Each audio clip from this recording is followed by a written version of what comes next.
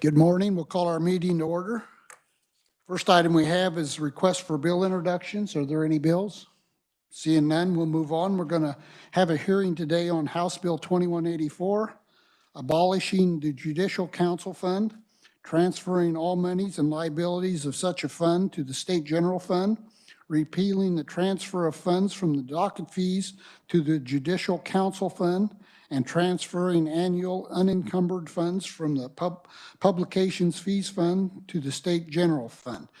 And we'll start out with an overview with the Reviser, David Weiss, Office of the Reviser of Statutes. David, welcome committee.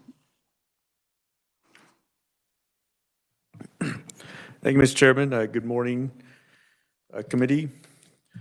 House Bill 2184 would amend multiple statutes relating to the Judicial Council. The bill amends statute to no longer require the state treasurer to credit 0.99% of revenues from docket fees to the Judicial Council Fund. The bill then also adds a new subsection E that requires the Director of Council reports to transfer all remaining and unencumbered funds from the Judicial Council's Publications Fee Fund to the State General Fund at the end of every fiscal year. And then finally, the bill also amends statute by striking all existing language establishing the Judicial Council Fund.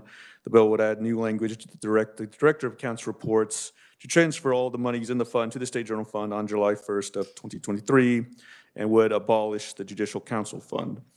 The bill becomes effective on publication of the statute book. I note that the House made no amendments to 2184 and passed the bill 121-0 on February 23rd of this year. And I can stand for any questions. Questions, Senator Alley. Thank you, Mr. Chair. Thank you for that explanation. I've got one question, and maybe I'm not reading it right, but 0.99 of 1%, is that what that is? Or is that 99%? 0.99, so it'd be not quite 1%. Not right, okay. Other questions? Seeing none, thank you, David. Next, we'll have proponents, and we'll start out with Nancy Strauss, Executive Director of the Kansas Judicial Council. Nancy, welcome committee. Thank you, Mr. Chairman. Good morning, members of the committee. My name is Nancy Strauss, and I'm the Executive Director of the Council. I appreciate the opportunity to talk to you today about House Bill 2184. In its budget submission for FY24, the Judicial Council proposed moving away from fee funding and returning to funding from the State General Fund. The House Bill 2184 makes the statutory changes that would be necessary to implement that proposed funding shift. As a very brief background, the legislature created the Judicial Council in 1927 to act as a liaison between the legislature and the courts and to provide information and recommendations to the legislature regarding improving the administration of justice in Kansas. Now, nearly 100 years later, the Judicial Council continues to serve in this unique role. The Judicial Council uses specialized advisory committees that are engaged in a number of activities to fulfill that mission, including conducting studies requested by the legislature, the courts, and others, drafting and updating statutory codes, authoring and publishing 5 legal books, including the pattern jury instructions that are used in all civil and criminal trials. The Judicial Council has also drafted and maintains hundreds of legal forms, which are available at no charge on the Council's website. So to the funding, for the first 65 years of its existence, the Judicial Council was funded exclusively by State General Fund. In the 90s, the Judicial Council began to sell its publications, which had been distributed without charge prior to that time. So with the creation of the Publications Fee Fund in fiscal year 93 and the allocation to the Judicial Council of docket fees in fiscal year 2004, the Council's funding source has shifted from 100% State General Fund to 100% fee funding. The Judicial Council is now completely dependent on 2 increasingly unreliable revenue sources, publication sales and docket fees. Hard copies of the Judicial Council's publications have been, the sales of those books have been steadily declining over the last 2 decades as the legal field followed the trend of moving towards digital libraries. Docket fees have also proven to be an unreliable revenue source for the Judicial Council. When the council first began receiving docket fees in FY 2004, the amount received was approximately $241,000. Now, 20 years later, the amount of docket fees is $182,000, a decline of $60,000. The 2 revenue sources will soon be insufficient to support the council's operations in carrying out its statutory mission and duties, and the council is requesting that the legislature once again fully fund the council's budget from the state general fund, beginning with FY '24. To offset that general fund expenditure, the Judicial Council is requesting HB 2184 would make 3 changes. First, the bill amends KSA 20-362 to delete the allocation of docket fees to the Judicial Council. The second change concerns the Judicial Council fee fund, which is the fund that was created solely to deposit those docket fees into. The bill would transfer all remaining balances in that fund to state general fund and then abolish the fund. The Judicial Council will continue to deposit revenues from publications sales into the publications fee fund. So the third change in the bill is to provide for the transfer of the remaining balance in that fund and then to, on an annual basis, take all of the balance of that fund and transfer it to SGF. For FY 2024, this funding shift is going to result in a net gain to the state general fund of approximately $26,000. That positive net gain is a one-time event due to the initial transfer of all the remaining carryover balances in both fee funds into state general fund. In future years, the amount of state general funds allocated to the Judicial Council's budget will not be totally offset. However, this funding shift will provide the council with a sufficient and stable funding source and allow the council to continue its work in improving the administration of justice in Kansas. And I'd be happy to stand for questions. Thank you, Nancy. Questions? Senator Fagg. Thank you, Mr. Chairman, and thank you for your presentation. When you talk about your 2 funding sources, when's the last time that you've had any increases on those? How often do you review those? We don't have any control over those. So the publications fund is just our revenue from our sales that year. And in different years, we publish different books. So it's something that is very variable from year to year. I just wondering if it'd been 20 years since we raised prices or anything. That's what I was. Like raise the prices of the books? Yes. How do you decide what the price of the books are? The hard copies of our 3 large books is about $150. And I think it's been, we do raise them periodically, but we can't we can't get ourselves out of this spot by raising the price of the books. We might sell, the number that we're selling is going down. So if we raise the book price $10, we might get $10,000. Other questions? Seeing none? Thank you, Nancy. Appreciate you being here today. Opponents to this bill? Are there any opponents? Any neutrals? Are there any neutrals? Seeing none, we'll close our hearing on House Bill 2184.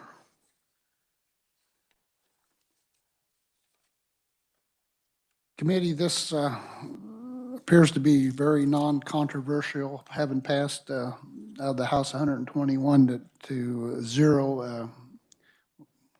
Would we want to go ahead and work this bill? Everybody okay with that? Okay. Senator Claes.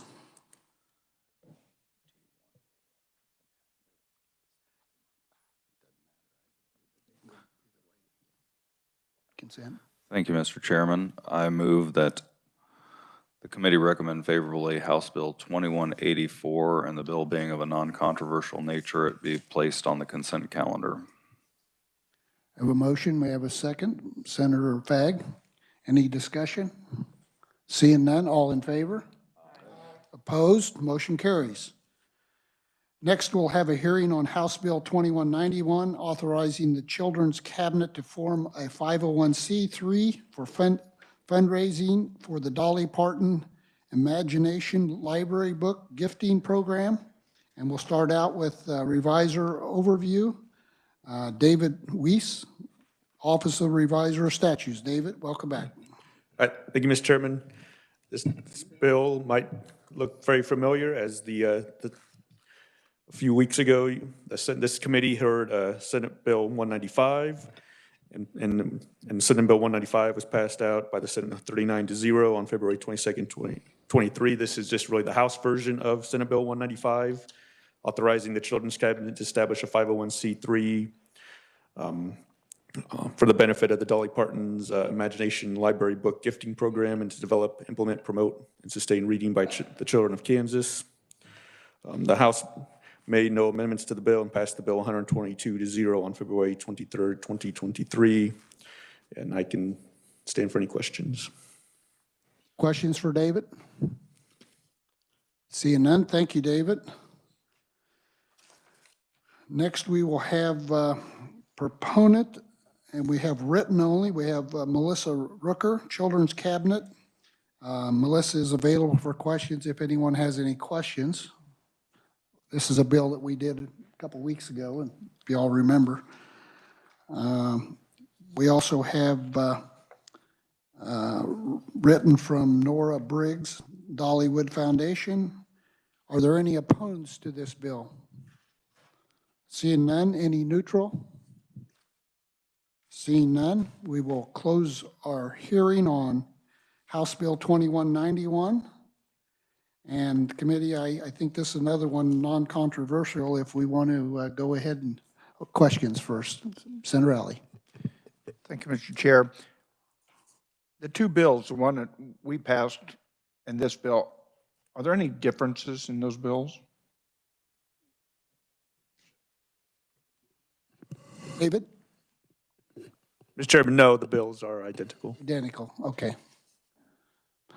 Thank you. So I think being they are identical and non-controversial, and they passed out of the Senate earlier, I think unanimously. Senator Clays. Thank you, Mr. Chairman. I move the committee recommend House Bill 2191 favorably and the bill being of a non-controversial nature, it be placed on the consent calendar. I have a motion, a second by Senator Petty. Any other questions or discussion? Seeing none, all in favor? Opposed? Motion carries. Committee, next we'll move on to final action on Senate Bill 172, increasing the CAPERS lump sum death benefit from $4,000 to $6,000.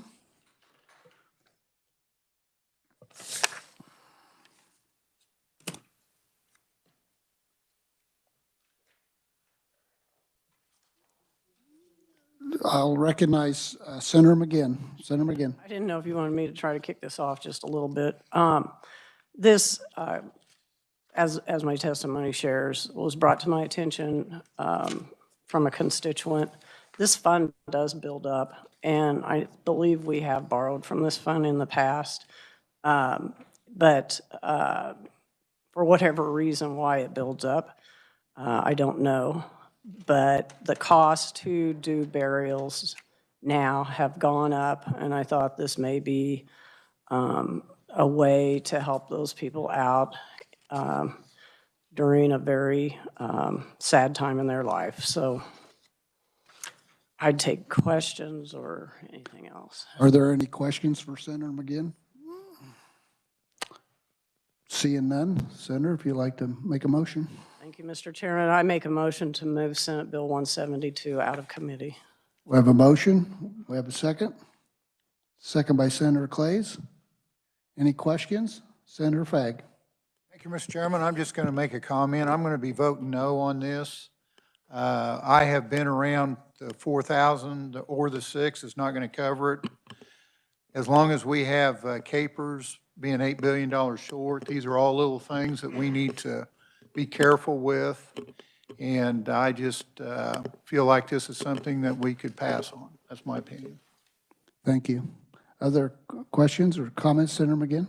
Thank you, and I've always shared that concern, but it's my understanding from Alan Conroy that this makes a very small difference and that we are on track to being, what do we call that? Not accruable, actuarially. We are on track for that date that we have, at least that I have watched for many, many years. I may get to see it anyway. So appreciate the comment. Thank you. Any other questions or comments? Senator Alley. I noticed, thank you, Mr. Chairman. I noticed that the estimated cost was $78 million to do that. For that's everything. And it looked like it'd be about, in '24, it'd be about $6 million. Is there a funding source, do we know, I mean, other than unfunded liability, that we would use that for, or would do something? I believe he did have a couple different options on the funding. I don't know if is there anyone here from Capers?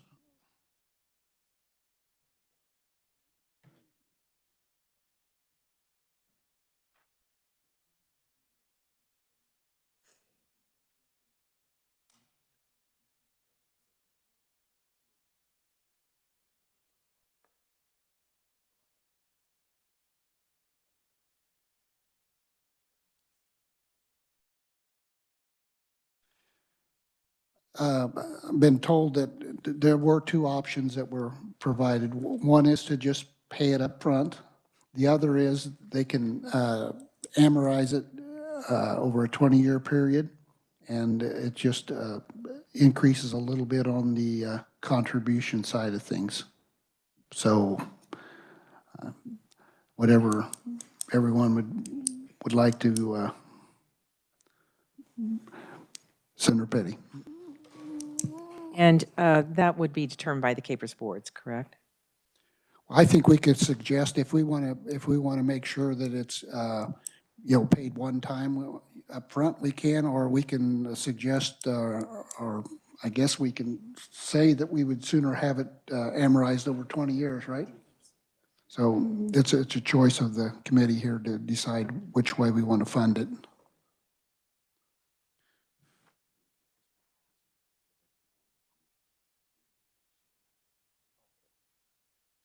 Okay, so if we pass this bill out, we wouldn't have to determine the way it is funded until omnibus.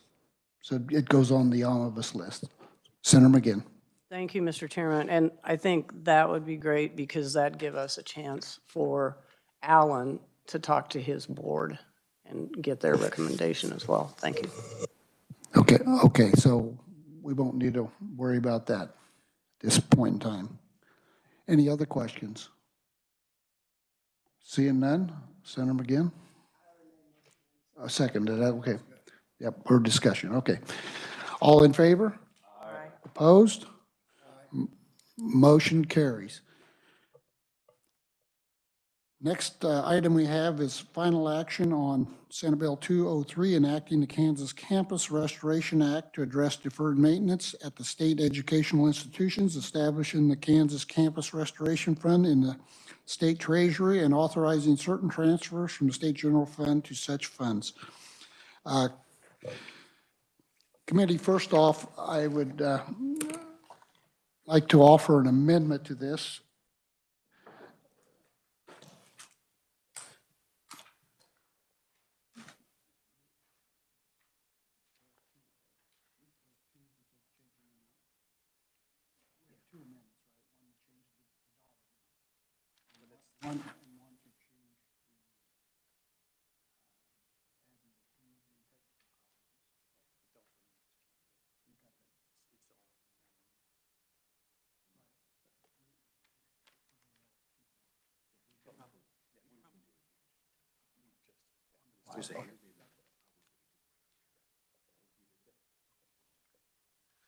They'll share the amendments with everyone and give you a minute to look at them, and then I'll explain the change.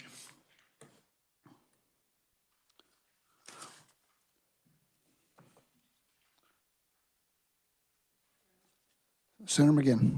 Could one of the revisers just give us a real quick overall why this was brought to us and what it's going to do? Yes. Thank you. We can have a overview. We'll have David Weiss.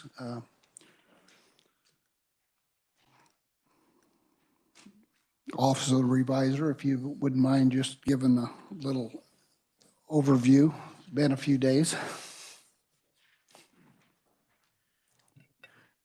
Thank you, Mr. Chairman. Yes, Senate Bill 203, as introduced, it was creating 8 new sections of law that would be known as the Kansas Campus Restoration Act.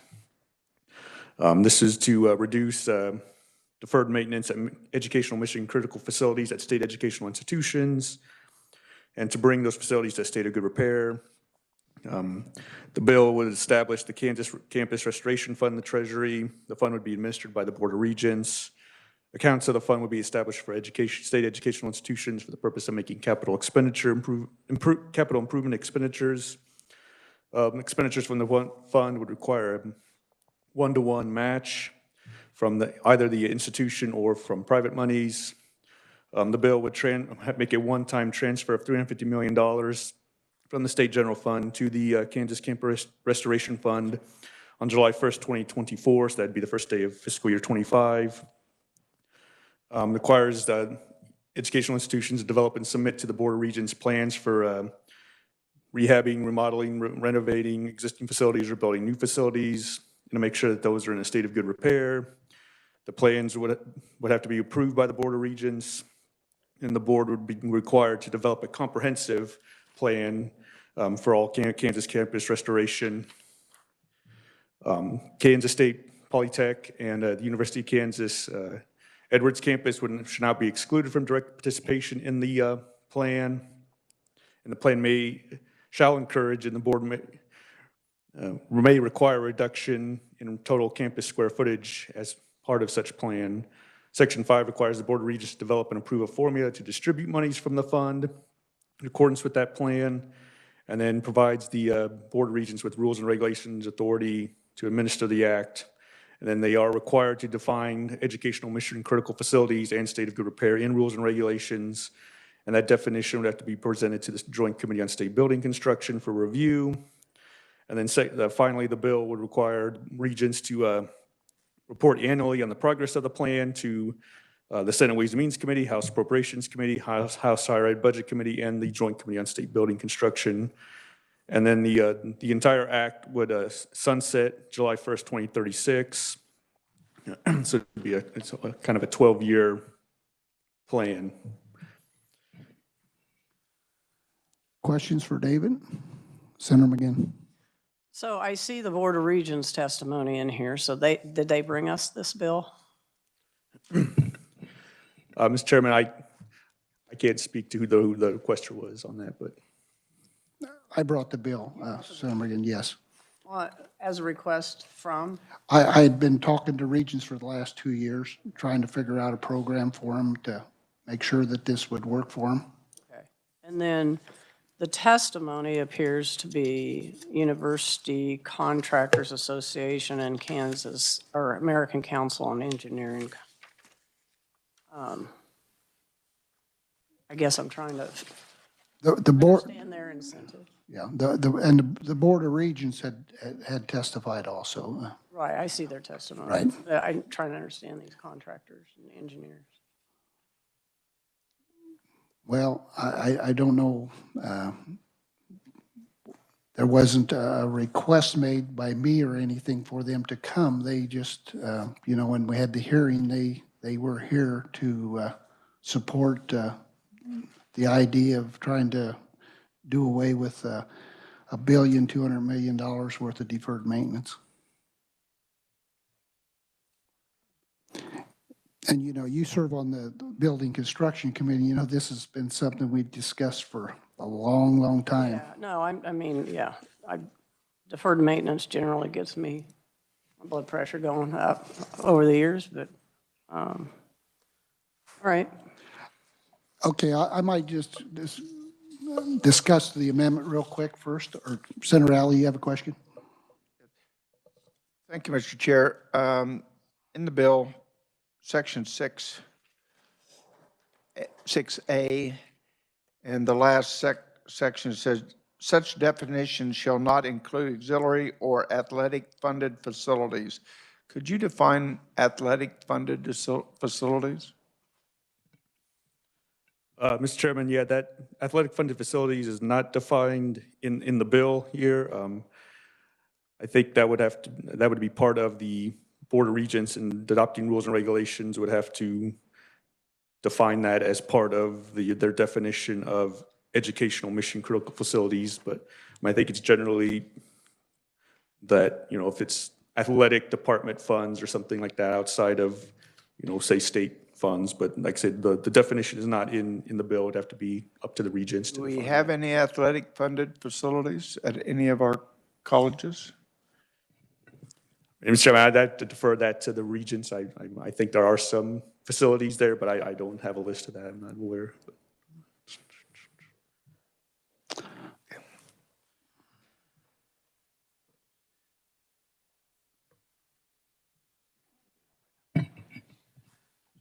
Staff is going to look it up real quick.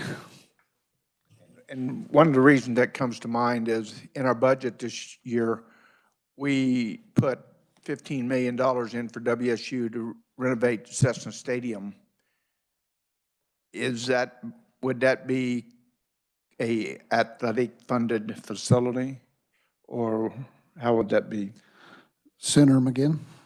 I'm not 100% sure, because it's been 2 weeks now, so, but I think it was to demolish it. You think it's to renovate?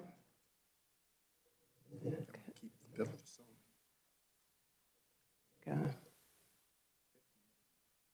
50? Yeah, I thought. Senator Fagg, did you have a question? Senator Fagg? Thank you, Mr. Chairman. One question I have on the, I noticed that the maturity on this was like 36, which I like that. So we put the money into this Kansas Campus Restoration Fund. There's no push to get out and get this done. And what I mean by this, let's say 2 years from now, we hit a recessionary time. People are looking for jobs. This might be a good time for them to be working on something like that.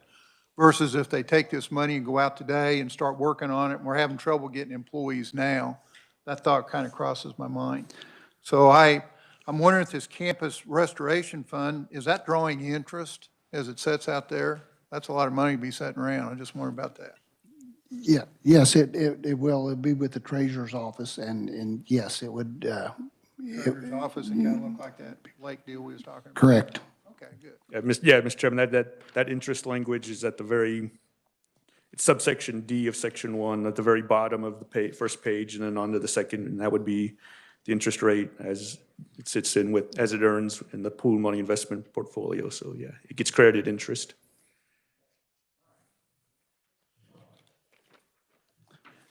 Yes, and it was stretched over 12 years, so we take advantage of some of those type things. It's kind of like, when we did the infusion of money into capers, we spread that over a period of time, and it worked out well for us that we didn't put it all in at one time. Senator Petty. And Mr. Chairman, would this be correct that it is a one-to-one match? And so the Board of Regents are going to have to set up the rules and regs for how this would be distributed, but yet each of our institutions will also have to come up with their own plan as to what they're going to be requesting fund if they're wanting to do with the one-to-one match. Right, they'll have to apply to regents, and then they'll have to have their match. Other questions for David? Seeing none, thank you, David. Committee, I might just explain the amendment. several changes since we had discussed this earlier. On the second page, on page 2, went through and got the more exact numbers and went ahead and figured out what we had done the last 2 years as far as maintenance. So anyway, the 350 was changed to 300, and with the new numbers, I would like to offer amending the 300 again to 240. So instead of 300 million, it would be 240 million. And the way I came up with the difference in the funding was the last 2 years, there was savings. Last year, we put in 35 million, and it was a match 35 million, so there was $70 million already in for the deferred maintenance from last year. In addition to that, when the universities did some demolition, I think we've seen this earlier also, but they spent 9.25 million on demolition projects.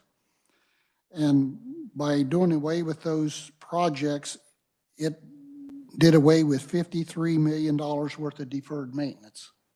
So we saved $53 million there, plus we had the 35 match, which was another 70. So we have completed $123 million of this deferred maintenance.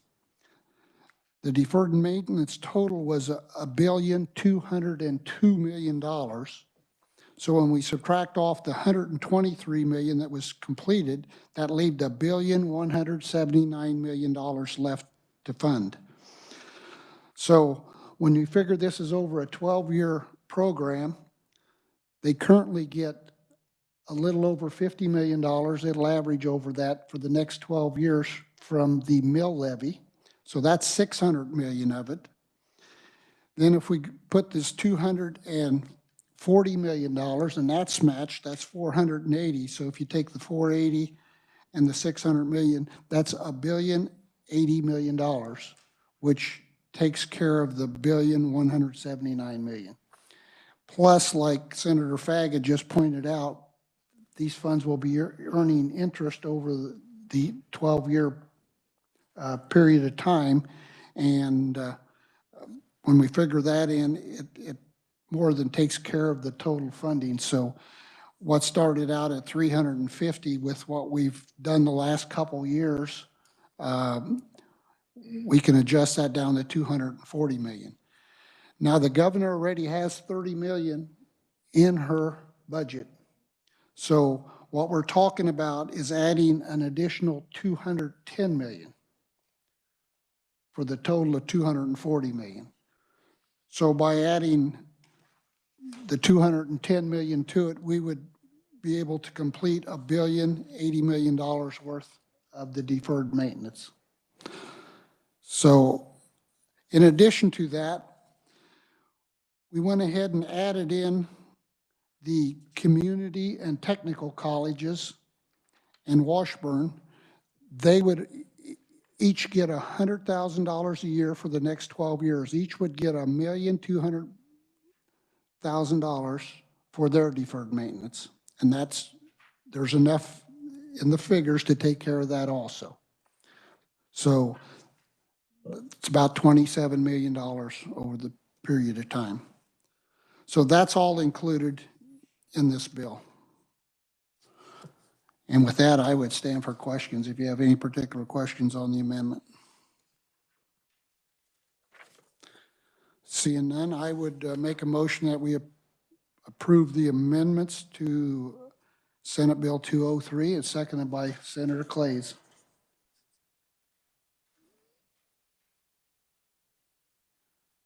Any discussion on adding this amendment?